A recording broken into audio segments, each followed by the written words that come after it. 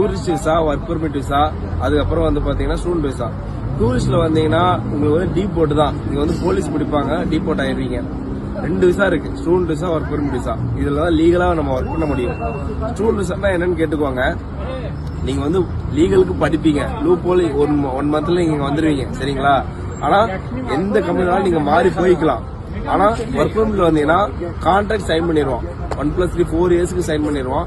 வேற எந்த கம்பெனி உங்களால மாற முடியாது. நல்லா புரிஞ்சுக்கோங்க, இதுதான் டிஃபரன்ஸ்.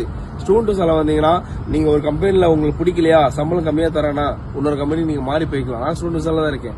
போலீஸ் பிடிப்பாங்க, இல்லைன்னா சொல்ல. பட் நம்ம லீகல் ரெசிடென்சி, டெம்பரரி ரெசிடென்சி இருந்துச்சுன்னா அதை நம்மளால மாத்திக்க முடியும், இல்லைன்னா சொல்லல. இது மட்டும் தான் டிஃபரன்ஸ். ஒர்க் பெர்மிட்டுக்கு நீங்க 60 90 நாளைக்கு வெயிட் பண்ணுங்க.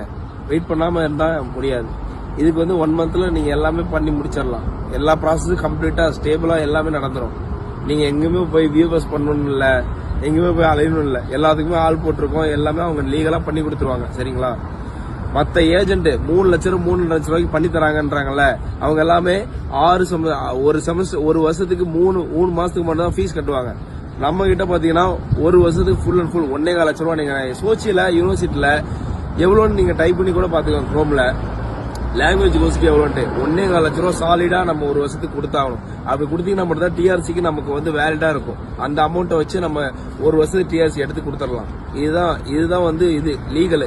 மற்றபடி 3 மாசத்துக்கு நீங்க கொடுத்துட்டீங்கன்னா உங்க ஏஜென்ட் நீங்க உள்ள அமுச்சு விட்டுருவாங்க, எங்கேயோ கொண்டு போய் கோத்து விட்டுருவாங்க. மற்றவங்களாம் 3 லட்சத்துக்கு பண்ணி தரவங்களாம்.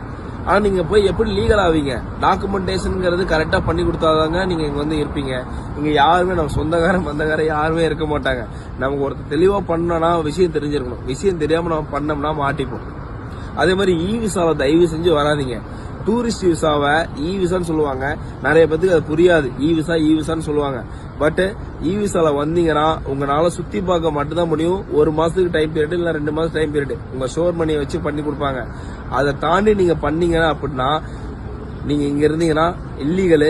போலீஸ் பிடிச்சானா டீபோர்ட் 3 நாள் 4 நாள் போலீஸ் கஸ்டடியில வைப்பான், ஜெயில வைப்பான். அதுக்கப்புறம் ஃபுல் அண்ட் ஃபுல் உங்களை வந்து இதுல போட்டுருவான், டீபோர்ட் அமுச்சு விட்டுருவான். ரஷ்யாவுக்கு அமுச்சு வர முடியாது உங்களால. அது மட்டும்தான். நல்ல விஷயம் புரிஞ்சுவாங்க. என்கிட்ட நீங்க பணத்தை கொடுக்கணும் வரணும்னு இல்ல.